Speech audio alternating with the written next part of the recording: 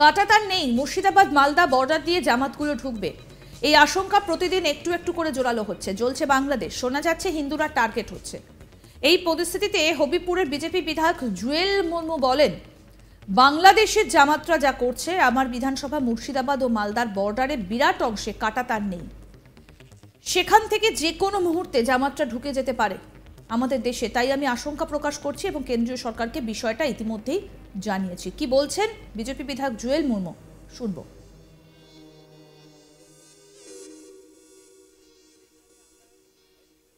আশঙ্কা প্রকাশ করছি এটা এই কারণে, আপনারা দেখেছেন যেভাবে বাংলাদেশে জামাতের নেতৃত্বে যেভাবে সরকার গঠন হতে চলেছে আর যে গঠন করছেন আর যেভাবে লক্ষ লক্ষ কোটি কোটি মানুষ নিয়ে তারা আন্দোলনে নেমেছে, আমার মুর্শিদাবাদ এবং মালদা বিভিন্ন জায়গায় যে ফেন্সিংয়ের নেই, সেইখানে আমরা সেখানকার এলাকার মানুষগুলো আশঙ্কা প্রকাশ করছি। খুব ভয়ের ভিত্তিতে আমরা ভয় মানে কি বলবো, সেখানে মানুষজন খুব ভয়ের মধ্যে দিয়ে রয়েছেন যে কি হতে পারে, যদি সেই রকম যদি হয়ে যায় যে কোনো প্রকারে কোনো কিছু ঘটতে পারে। তার জন্য আমি কেন্দ্র নেতৃত্বকে বলবো যে আমাদের এখানে বিএসএফকে বেশি করে দেওয়া হোক, সেখানে যেখানে যেখানে ফেন্সিং নেই তারা বাংলাদেশিরা সেখান থেকে কোনো আক্রমণ ভারতবর্ষকে আক্রমণ যেন না করতে পারে, আমাদের যে মালদা মুর্শিদাবাদকে আক্রমণ যেন না করতে পারে, তার জন্য আমি আশঙ্কা প্রকাশ করছি। আমি কেন্দ্র নেতৃত্বকে জানাবো। বর্ডারে সিকিউরিটি থাকার পরেও কি করবে আপনি, এইখানে আপনার 100 মিটারের দূরে একজন আছেন আর 100 মিটারের একজন দূরে আছেন, ফাঁকা ফাঁকা রয়েছেন, সেখানে তো ফেন্সিং নেই, সেখানে তো তারের ঘেরা নেই, সেখানে তো পুরো ফাঁকা রয়েছেন। সেখানকার মানুষগুলো কি হবে রাত্রে অন্ধকারে, তারা আমাদের যারা বর্ডারের মানুষজন যারা তো রাত্রে ঘুমিয়ে থাকবে, তারা কি করে বলতে পারে যে এত লক্ষ লোক যদি আসে রাত্রের মধ্যে কি হবে সেখানে। তার জন্য আমি কেন্দ্র নেতৃত্বকে বলবো সেখানে বিএসএফকে বেশি করে মোতায়েন করা হোক, তার জন্য আমরা শান্তিতে থাকতে পারি। শুধুমাত্র বাংলাদেশে আছে, ভারতে ঢুকে যায় বলছেন।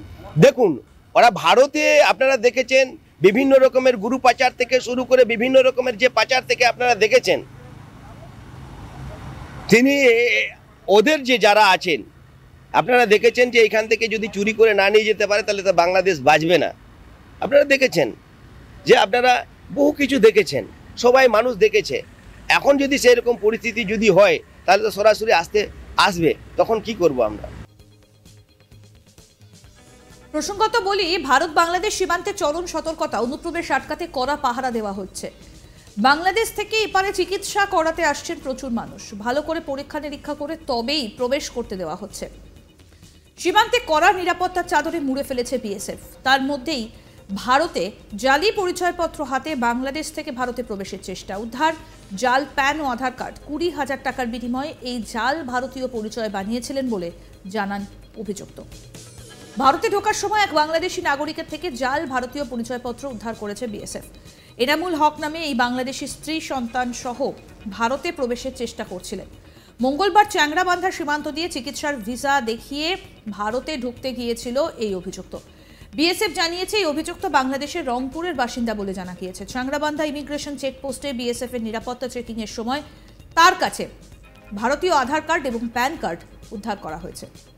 অভিযুক্ত ব্যক্তি স্বীকার করেন তিনি আধার কার্ড বানিয়েছিলেন। এবার শোনাবো কি বলছেন অভিযুক্ত এনামুল হক, শুনুন।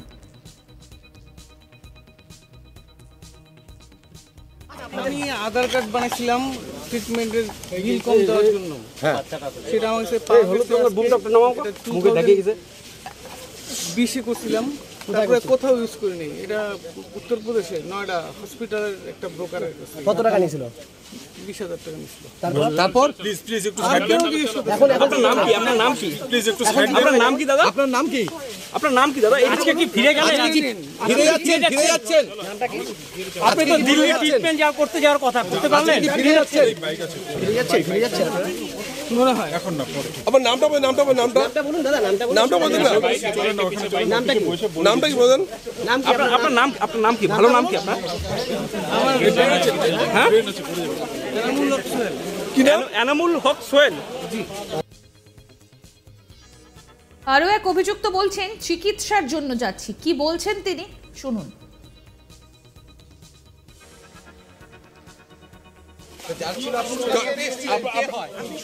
আপনার কি হয়?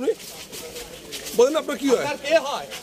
বলেন না আপনার কি হয়? আপনারা কি সেখানে কোনো আওয়ামী লীগ আপনাদেরকে তো বলে দিয়েছে বলেন না কি হয়? আওয়ামী লীগের সংগঠন করেন নাকি দেখছেন আপনারা? অসুস্থ মানুষ কেন সংগঠন ধরা পড়েছি আমরা কেন এভাবে কথা বলেন আপনারা আমি চিকিৎসার জন্য যাচ্ছি বললো যে চিকিৎসার জন্য আমরা একটু কম পাইতে গেলে কিন্তু আমাদের কোনো কাজেই লাগে না তারপর কেন আমাদেরকে না আপনার কে হয়?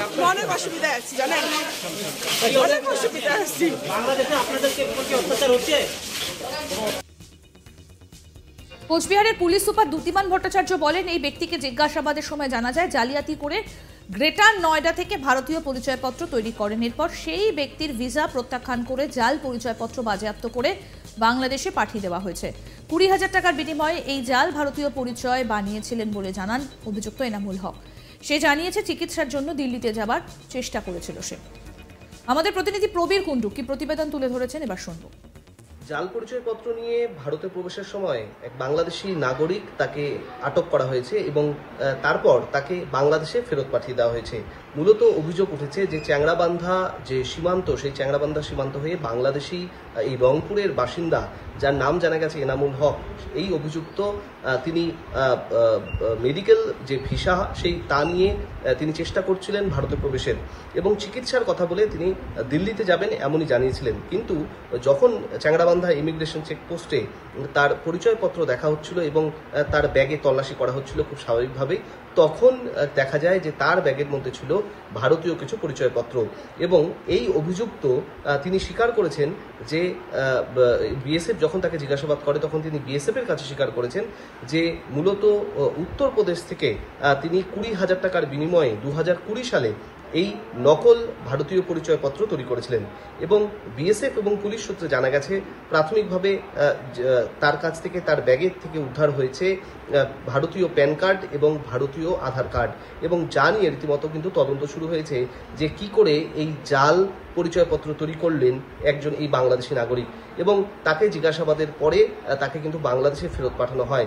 ইতিমধ্যেই বাংলাদেশে উত্তেজনামূলক পরিস্থিতি তৈরি হয়েছে এবং সেই পরিস্থিতির মধ্যে বাংলাদেশি নাগরিক ভারতীয় জাল পরিচয়পত্র নিয়ে সীমান্তে এভাবে আসায় তা কিন্তু যথেষ্টই উদ্বিগ্ন হয়েছে রীতিমতো সীমান্তের দায়িত্বে থাকা, নিরাপত্তার দায়িত্বে থাকা বিএসএফ জওয়ানরা এবং পুলিশ প্রশাসন।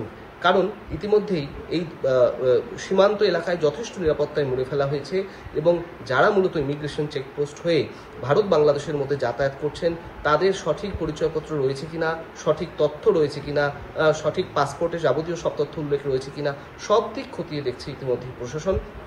এবং ইতিমধ্যে দেখা গেছে যে বাংলাদেশে যে উত্তেজনামূলক পরিস্থিতি তৈরি হয়েছে তারপর কিন্তু অনেকেই দেখা যাচ্ছে যে যারা ভারতে এসেছিলেন তারাও যেমন উদ্বিগ্ন হয়ে সে দেশে নিজের বাড়িতে ফেরার চেষ্টা করছেন বাংলাদেশের দিকে, অন্যদিকে বিভিন্ন। দেখতে থাকুন আজ তাক বাংলার ইউটিউব চ্যানেল, সাবস্ক্রাইব করুন।